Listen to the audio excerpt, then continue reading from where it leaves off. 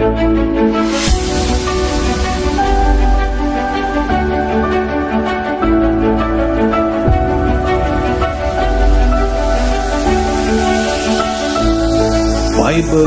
एक वर्ष में।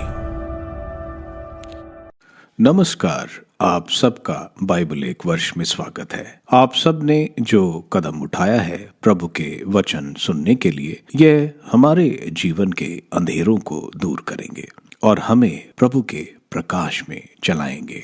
आज हम सैमुएल के पहले ग्रंथ का अध्याय 15, 16, अय्यूब के ग्रंथ का अध्याय 27 और उपदेशक ग्रंथ का अध्याय 8 सुनेंगे। प्रभु का वचन सुनने से पहले आइए हम ईश्वर से प्रार्थना करें। हे प्रभु, हम आपका वचन सुनने वाले हैं। हमारे मन की आंखें खोलें और हमें आध्यात्मिक प्रज्ञा दें ताकि हम आपको जान सकें और आपके वचन के अनुसार अपना जीवन जिएं। यह हम मांगते हैं आपसे प्रभु यीशु के नाम, आमीन। सैमुएल का पहला ग्रंथ अध्याय 15। अमलेकियों से साउल का युद्ध। सैमुएल ने साउल से कहा, प्रभु ने मुझे इसलिए भेजा है कि मैं उसकी प्रजा इज़राइल के राजा के रूप में तुम्हारा अभिषेक करूं। इसलिए अब प्रभु का संदेश सुनो। सर्वशक्तिमान प्रभु का कहना है, मैं अमलेकियों को इसलिए दंड दूंगा कि उन्होंने मिस्र से निकलते समय इज़राइलियों पर आक्रमण किया था। अब जाकर अमलेकियों पर छापा मारो और उनके पास जो कुछ है उसका सर्वनाश करो। उन पर दया मत करो। क्या पुरुष, क्या स्त्री, क्या बालक, क्या दूध मुहे शिशु, क्या गाय, क्या भेड़, क्या ऊंट, क्या गधा, सबका वध करो। साउल ने सैनिकों को एकत्रित कर तलाइम में उनकी गिनती की। 2 लाख पैदल सैनिक और यूदा के 10,000 आदमी निकले। साउल अमेलेक के नगर पर छापा मारने के लिए घाटी में घात लगाकर बैठ गया। साउल ने कैनी के वंशजों को यह कहला भेजा, जाओ अमलेकियों को छोड़ दो, जिससे मैं उनके साथ तुम लोगों का विनाश न करूं, क्योंकि तुमने मिस्र से आते हुए सभी इज़राइलियों के साथ मित्रतापूर्ण व्यवहार किया था। इसलिए कैनी के वंश अमलेकियों से अलग होकर चले गए। साउल ने अमलेकियों का पीछा हवीला से मिस्र के पूर्व में सूर तक किया। उसने अमलेकियों के राजा अगाग को जीवित पकड़ लिया और उसकी सारी प्रजा को तलवार के घाट उतार डाला। लेकिन साउल और उसके लोगों ने अगाग सर्वोत्तम भेड़ें, गायें, मोटे मोटे बछड़े और मेमने को, वह सब जो मूल्यवान था, बचा लिया। उनका संहार नहीं किया। उन्होंने केवल बेकार और रद्दी चीजों का विनाश किया। सैमुएल को प्रभु की यह वाणी सुनाई दी, मुझे दुख है कि मैंने साउल को राजा बना, क्योंकि उसने मुझे त्याग दिया और मेरी आज्ञाओं का पालन नहीं किया। यह सुनकर सैमुएल घबराया और उसने सारी रात प्रभु से प्रार्थना की। प्रभु द्वारा साउल का परित्याग। जब सवेरे सैमुएल साउल से मिलने निकला तो सैमुएल को यह समाचार मिला कि साउल अपने नाम पर एक स्मारक बनाने के लिए करमेल गया है और वहां से आगे बढ़कर गिलगाल तक पहुंच गया है। जब सैमुएल साउल के पास आया तो साउल ने उससे कहा, प्रभु का आशीर्वाद आपको प्राप्त हो। मैंने प्रभु के आदेश का पालन किया। लेकिन सैमुएल ने उत्तर दिया, बकरियों का यह मिमियाना जो मैं सुन रहा हूँ और गाय बैलों का यह रम्माना जो मैं सुन रहा हूँ, इसका अर्थ क्या है? साउल ने कहा, मेरे सैनिक ये पशु अमलेकियों के यहाँ से ले आए हैं। उन्होंने प्रभु आपके ईश्वर को बलि चढ़ाने के लिए सर्वोत्तम भेड़े और बैल बचा रखे हैं। शेष का हमने संहार कर दी। सैमुएल ने साउल से कहा, बहुत हुआ। मैं तुम्हें बताना चाहता हूँ कि प्रभु ने कल रात मुझसे क्या कहा। इस पर साउल ने उत्तर दिया, बताइए। सैमुएल ने कहा, तुम भले ही अपने को छोटा समझते थे, फिर भी तुम इजरायली वंशों के अध्यक्ष हो और प्रभु ने इजराइल के राजा के रूप में तुम्हारा अभिषेक किया है। प्रभु ने तुम्हें आदेश देकर भेजा था, जाओ और उन पापी अमलेकियों का संहार करो और उनसे तब तक लड़ते रहो जब तक उनका सर्वनाश न हो। तुमने क्यों प्रभु की आज्ञा का उल्लंघन किया और लूट के माल पर झपट कर वह काम किया जो प्रभु की दृष्टि में बुरा है। इस पर शाऊल ने शमूएल से कहा, मैंने प्रभु की आज्ञा का पालन किया। प्रभु ने जहां मुझे भेजा मैं वहां गया और अमलेकियों का संहार कर अमलेक के राजा आगाग को यहाँ ले आया। लेकिन जनता ने लूट के माल में सर्वोत्तम भेड़ें और बैलों को संहार से बचाकर ले लिया, जिससे वह उन्हें आपके प्रभु ईश्वर को बलि चढ़ाए। शमूएल ने उत्तर दिया, क्या होम और बलिदान प्रभु को इतने प्रिय होते हैं जितना उसको आदेश का पालन? नहीं, आज्ञा पालन बलिदान से कहीं अधिक उत्तम है और आत्मसमर्पण भेड़ों की चर्बी से बढ़कर, क्योंकि विद्रोह जादू टोने की तरह पाप है और आज्ञा भंग मूर्ति पूजा के बराबर है। तुमने प्रभु का वचन अस्वीकार किया, इसलिए प्रभु ने तुमको अस्वीकार किया। तुम अब से राजा नहीं रहो। शाऊल की क्षमा याचना। शाऊल ने शमूएल से कहा, मैंने प्रभु का आदेश और आपके आदेश भंग कर पाप किया है। मैंने लोगों के डर से उनकी बात मान। अब कृपा कर मेरे पाप क्षमा कर दीजिए और मेरे साथ लौट जाइए, जिससे मैं वहां प्रभु की आराधना कर सकूं। परंतु शमूएल ने शाऊल को उत्तर दिया, मैं तुम्हारे पास नहीं लौट सकता। तुमने प्रभु की आज्ञा भंग कर दी है, इसलिए प्रभु ने तुम्हें त्याग दिया। तुम अब इज़राइल के राजा नहीं रहो। शमूएल मुड़कर जा ही रहा था कि शाऊल ने उसके कपड़े का छोर पकड़ लिया और वह फट गया। इस पर शमूएल ने उससे कहा, प्रभु ने आज इज़राइल का राज तुमसे छीन लिया और उसे एक ऐसे व्यक्ति को दे दिया जो तुमसे श्रेष्ठ है। ईश्वर इज़राइल का गौरव ना तो झूठ बोलता और ना अपना मन बदलता, क्योंकि वह मनुष्य नहीं जो अपना मन बदल दे। उसने उत्तर दिया, मैंने पाप किया है, परंतु आप कृपा कर मेरी प्रजा के नेताओं और इज़राइल के सामने मेरी प्रतिष्ठा बनाए रखिए और मेरे साथ चलिए, जिससे मैं प्रभु आपके ईश्वर की आराधना कर सकूं। शमूएल शाऊल के साथ लौट गया और शाऊल ने प्रभु की आराधना की। आगाग का वध। शमूएल ने कहा, अमलेकियों के राजा आगाग को मेरे पास ले आओ। आगाग प्रसन्न होकर उसके पास आया। उसका विचार यह था कि अब मृत्यु का भय टल गया है। परंतु शमूएल ने कहा, जैसे तुम्हारी तलवार ने स्त्रियों को निसंतान कर दिया है, वैसे तुम्हारी माँ भी अब निसंतान होगी। इसके बाद शमूएल ने गिलगाल में प्रभु के सामने आगाग का वध किया। शमूएल और शाऊल का अलग होना। इसके बाद शमूएल रामा चला गया और शाऊल गिबुआ। शाऊल अपने घर गया। तब से शमूएल आजीवन शाऊल को नहीं देख पाया। शमूएल शाऊल के लिए शोक मनाता रहा और प्रभु को इस बात का दुख रहा कि उसने शाऊल को इज़राइल का राजा नियुक्त किया था। शमूएल का ग्रंथ अध्याय 16। दाऊद का अभिषेक। प्रभु ने शमूएल से कहा, तुम कब तक उस शाऊल के कारण शोक मनाते रहोगे, जिसे मैंने इज़राइल के राजा के रूप में अस्वीकार किया है? तुम सींग में तेल भरकर जाओ। मैं तुम्हें बेतलहम निवासी यिशै के यहाँ भेजता हूँ, क्योंकि मैंने उसके पुत्रों में एक को राजा चुना है। शमूएल ने यह उत्तर दिया, मैं कैसे जा सकता हूँ?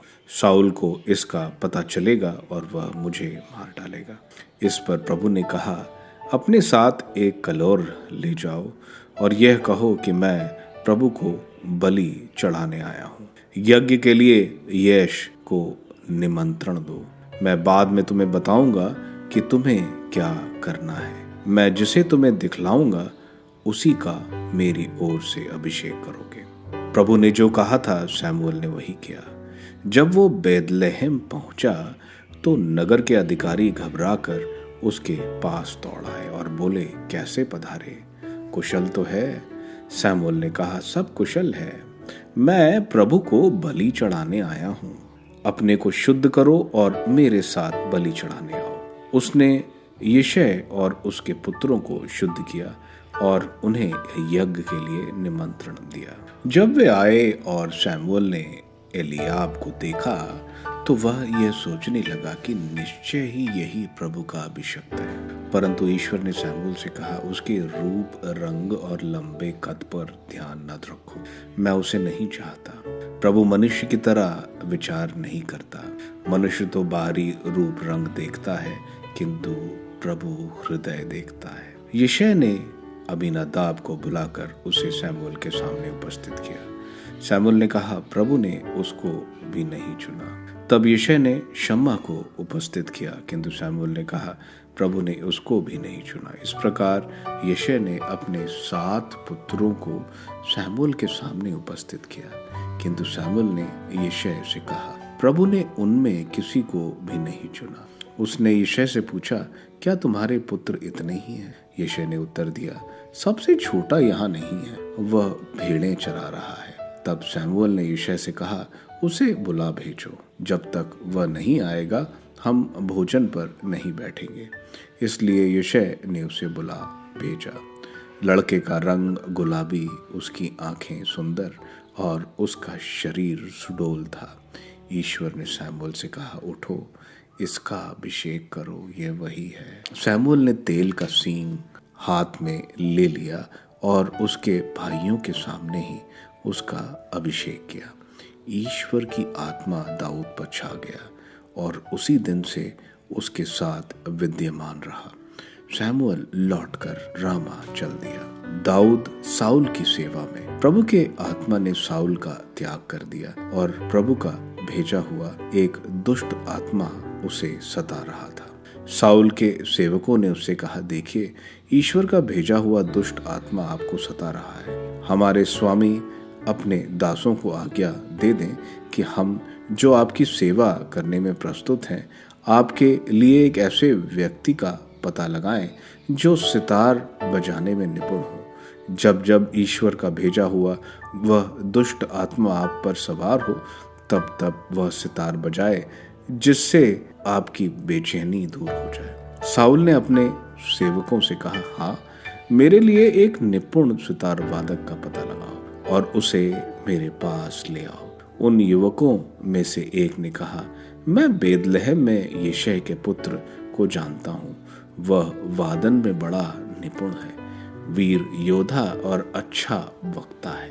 उसका शरीर सुडौल है और प्रभु उसके साथ है। इसलिए साउल ने दूतों से यिशै को बुलवा भेजा, पहले पुत्र दाऊद को मेरे पास भेज दो, जो भेड़ बकरियां चराता है। यिशै ने रोटियों से लदा हुआ गधा, एक कुप्पा अंगूरी और बकरी का एक बच्चा लेकर उन्हें अपने पुत्र दाऊद के साथ साउल के पास भेज दिया।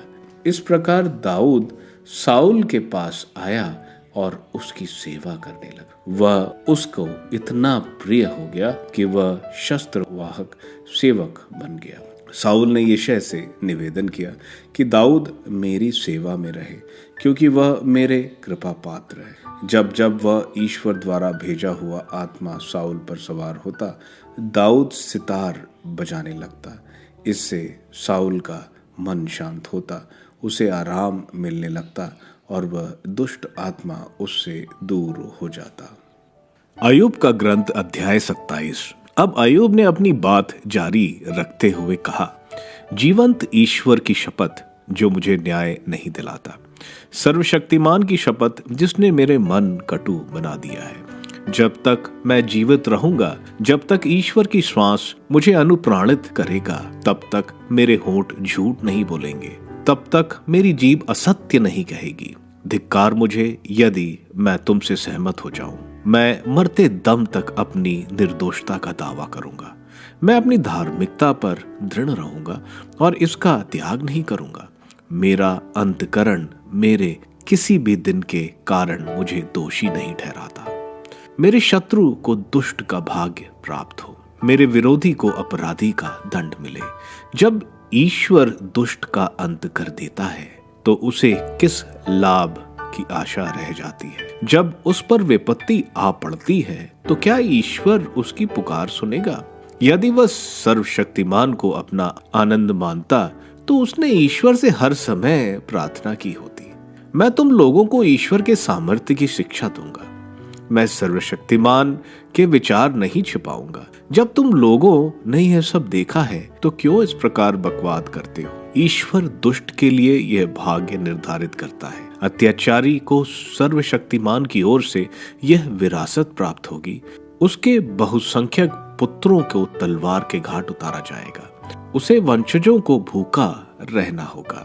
जो बच जाते हैं महामारी के शिकार बनेंगे और उनकी विधवाएं उनका शोक नहीं मनाएंगी।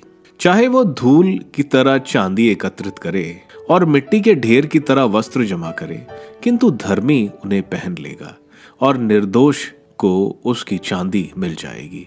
जो घर बनाता है वह मकड़ी के जाले की तरह, चौकीदार द्वारा बनाई झोपड़ी की तरह है। वह सोने जाते समय अमीर और जागते समय कंगाल है। विभीषिकाएं उसे बाढ़ की तरह घेरती हैं और बवंडर उसे रात में उड़ा देता है। पूर्वी हवा उसे उठा कर ले जाती है और अपने स्थान से उखाड़ कर फेंकती है। लोग उस पर निर्दयता से टूट पड़ते हैं और वह मारने वालों से भागने का प्रयत्न करता है। उसकी दुर्गति पर लोग तालियां पीटते हैं और उसके अपने घर वाले उस पर सीटी बजाते हैं। उपदेशक ग्रंथ अध्याय 8। बुद्धिमान के सदृश कौन है? सृष्टि का रहस्य कौन जानता है? प्रज्ञा मनुष्य का मुख आलोकित करती और उसकी कठोरता दूर कर देती है। बुद्धिमान और शासन। ईश्वर के सामने अपनी शपथ के कारण तुम राजा की आज्ञा का पालन करो। तुम उसके यहाँ से उतावली में नहीं जाओ। तुम किसी बात के लिए राजा से अनुरोध नहीं करो, क्योंकि वह जो चाहता है वही करेगा। राज का मत निर्णायक है। कौन उससे यह पूछ सकता है कि आप यह क्यों कर रहे हैं? जो उसकी आज्ञा का पालन करता है उसका कोई अनिष्ट नहीं होगा। जो बुद्धिमान है वह हर काम का उपयुक्त समय और उचित ढंग जानता है, क्योंकि हर काम का उपयुक्त समय और ढंग होता है। मनुष्य के लिए यह बड़े दुख की बात है कि वह भाग्य को नहीं जानता। उसे कौन बता सकता है कि क्या होने वाला है? किसी को अपने प्राणों पर अधिकार नहीं, कोई उन्हें नहीं रोक सकता। जिस तरह युद्ध के समय किसी को छुट्टी नहीं मिलती, उसी तरह दुष्टों को अपनी दुष्टता से मुक्ति नहीं। मैंने यह सब देखा जब मैं संसार के समस्त कार्यकलाप पर विचार करता रहा, जहाँ मनुष्य दूसरों पर अधिकार जताता और उन्हें हानि पहुँचाता है। मानव बुद्धि की असमर्थता। मैंने दुष्टों का दफन देखा। मंदिर में जाने के बाद लोगों ने नगर में उनका आचरण बुला दिया। यह भी व्यर्थ है। मनुष्य अपने हृदय में इसलिए बुरी योजनाएं बनाते रहते हैं कि अपराधियों को तुरंत दंड नहीं दिया जाता। दुष्ट सैकड़ों को कर्म करने के बाद भी कुछ समय तक जीवित रहते हैं। फिर भी मैं यह जानता हूँ ईश्वर के भक्तों का कल्याण होगा, क्योंकि वे ईश्वर पर श्रद्धा रखते हैं। किंतु दुष्ट का कल्याण नहीं होगा। वह छाया की तरह लुप्त होकर बहुत समय तक जीवित नहीं रहेगा, क्योंकि वह प्रभु पर श्रद्धा नहीं रखता। पृथ्वी पर एक और बात व्यर्थ है। कुछ धर्मियों को दुष्टों का दंड भुगतना पड़ता है और कुछ दुष्टों को धर्मियों का पुरस्कार मिलता है। मैं कह चुका हूँ कि यह भी व्यर्थ है। इसलिए मेरी सिफारिश ये है, जीवन में आनंद मनाओ, क्योंकि पृथ्वी पर मनुष्य के लिए सबसे अच्छा यह है कि वह खाए पिए और प्रसन्न रहे। इस संसार में ईश्वर ने उसे जितने दिन दिए हैं उनमें उससे उसके परिश्रम में वह आनंद उसके साथ रहे। जब मैंने प्रज्ञा प्राप्त करने और पृथ्वी पर मनुष्य का कार्यकलाप समझने का प्रयत्न किया, तो मैंने देखा कि मनुष्य भले ही दिन रात परिश्रम करता रहे, किंतु पृथ्वी पर जो कुछ हो रहा है वह उसमें ईश्वर का उद्देश्य समझने में असमर्थ है। वह कितना ही परिश्रम क्यों न करे, किंतु उसे सफलता नहीं मिलती। यदि ज्ञानी यह समझने का दावा करता है तो भी वह उसका पता लगाने में असमर्थ है। सैमुअल के पहले ग्रंथ के अध्याय 15 में हम देखते हैं सैमुअल को ईश्वर बताते हैं कि सौल अमेलेक पर आक्रमण करे और सब कुछ खत्म करे, कुछ भी नहीं छोड़ा जाए। अमेलेक बहुत ही क्रूर लोग थे। ये डाकुओं की तरह आक्रमण करते थे। बूढ़े, कमजोर, घायल लोगों के ऊपर ये स्त्रियों और गर्भवती स्त्रियों को भी बहुत बुरी तरह मारते थे। इसके अलावा ये बच्चों को देवताओं को चढ़ा देते थे। इनकी ये क्रूरता इजरायली और बाकी लोगों पर की गई थी। वह ईश्वर के कान पर पड़ी थी।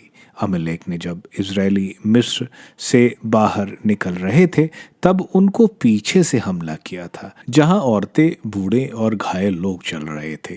शाऊल युद्ध से पहले कैनाइट्स को वहां से जाने को बोलता है, क्योंकि ये मूसा के जीजा के वंश के थे, जिन्होंने मूसा का उजाड़ खंड में रास्ता दिखाया था। शाऊल अमलेक पर हमला करता है और सबको खत्म करता है, लेकिन साथ में वह वहां की अच्छी भेड़ें और जानवर नहीं मारता, साथ में उनके राजा अगोग को भी नहीं मारता।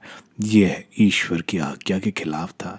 ईश्वर आज्ञा न मानने पर सैमुअल को बोलते हैं कि उनको दुख है कि ईश्वर ने शाऊल को राजा बनाया। हम देखते हैं शाऊल अपनी प्रतिमा बनाने माउंट कार्मेल गया था। यह अपनी ही बड़ाई चाहता था। सैमुअल शाऊल को बहुत डांटते हैं, और क्योंकि शाऊल ने ईश्वर की आज्ञा नहीं मानी, इसलिए शाऊल से राजगद्दी छीन ली जाएगी। हम देखते हैं शाऊल माफी मांगता है, लेकिन सैमुअल बोलता है, ईश्वर एक बार मन बना ले तो ईश्वर बदलते नहीं। शाऊल को ईश्वर को नहीं, लोगों की चिंता थी कि सैमुअल उनके बीच से ना चला जाए। हम देखते हैं शाऊल अमलेक के राजा अगोग को मारते हैं, जैसे अमलेक गर्भवती औरतों को मारते थे। यह अध्याय हमें दिखाता है कितना जरूरी है ईश्वर की आज्ञाओं का पालन करना। यह हमें बता रहा है ईश्वर को बलि से हमारी आज्ञाकारिता अच्छी लगती है। अध्याय 16 में हम देखते हैं प्रभु सैमुअल को बोलते हैं कि शाऊल के लिए दुखी नहीं हो। ईश्वर सैमुअल को बोलते हैं, बेतलहम जाओ और जैसे के पुत्र का अभिषेक करो राजा के तौर पर, जैसे बोआज और रूत का पोता था। सैमुअल बेतलहम जाने से घबरा रहा है, क्योंकि शाऊल बहुत दुष्ट हो गया था। वो अपने पुत्र जोनाथन को मारने से नहीं चूकता, तो अगर उसे मालूम चले कि सैमुअल दाऊद को अभिषेक करने जा रहा है तो उसे जरूर मारेगा। वो वहां बलि चढ़ाने को बोलकर जाता है, और जैसे और उसके पुत्रों से बलि के बहाने मिलता है। हम देखते हैं सैमुअल एक लंबे और सुंदर पुत्र को देखकर सोचता है कि ईश्वर ने इसी को चुना होगा। लेकिन ईश्वर यहाँ बोलते हैं कि ईश्वर मनुष्य की सुंदरता नहीं, उसका हृदय देखते हैं। जैसे आखिर में दाऊद को बोलता है, जो भेड़ चरा रहा था। सैमुअल दाऊद का अभिषेक करते हैं और पवित्र आत्मा दाऊद के ऊपर आ जाती है और शाऊल के ऊपर से निकल जाती है। दाऊद का अभिषेक तो हो जाता है, लेकिन उसको 20 वर्ष राजा बनने के लिए इंतजार करना पड़ेगा। हम देखते हैं शाऊल को दुष्ट आत्मा सताता है। शाऊल डिप्रेशन में चला जाता था। कुछ अच्छा लगने के लिए दाऊद को सितार बजाने के लिए नियुक्त करते हैं। हम देखते हैं शाऊल को दाऊद अच्छा लगने लगता है और उसे शाऊल का आर्मर बियरर नियुक्त करते हैं। यह अध्याय हमें दिखाता है कि ईश्वर मनुष्यों की तरह नहीं कार्य करते हैं। वे एक छोटे चरवाहे को इज़राइल का राजा नियुक्त करते हैं। आयूब के ग्रंथ के अध्याय 27 में हम देखते हैं आयूब इस बहस को आगे ले जा रहे हैं और वो अपने निर्दोषता की कसम खा रहा है और अपने दुश्मनों के ऊपर शाप बोल रहा था। आयूब दुष्ट की शिक्षा के बारे में बोल रहा है जो उसको जरूर मिलेगी। ये जितनी धन इकट्ठी कर ले, लेकिन ये इनसे छीन ली जाएगी और धार्मिक के पास जाएगी। दुष्ट को सजा तो निश्चित है। उपदेशक ग्रंथ के अध्याय 8 में हम देखते हैं उपदेशक बोल रहा है कि प्रज्ञा मनुष्य के चेहरे पर चमक लाती है। प्रज्ञा राजा की आज्ञा मानने को बोलती है और उपदेशक बोल रहा है कि हर चीज का एक समय है। कोई कब बुरा वक्त आएगा वो बता नहीं सकता। उपदेशक बोल रहा है कि जो दुष्ट है वो छोड़े नहीं जाएंगे, लेकिन जो ईश्वर से डरते हैं वे बचाए जाएंगे। आखिर में उपदेशक बोल रहा है, जितना भी मेहनत कर लें, बुद्धिमान भी ईश्वर के कार्य नहीं समझ सकता। आप सबको धन्यवाद ईश्वर के वचन सुनने के लिए। मैं आपसे विनती करता हूं कि आप बाइबल एक वर्ष में को दूसरों के साथ शेयर करें, क्योंकि प्रभु का वचन स्वयं प्रभु यीशु है। प्रभु को दूसरों को देने वालों को प्रभु की आशीष जरूर मिलेगी। मैं आप सबका बड़ी बेसब्री से कल इंतजार करूंगा। धन्यवाद।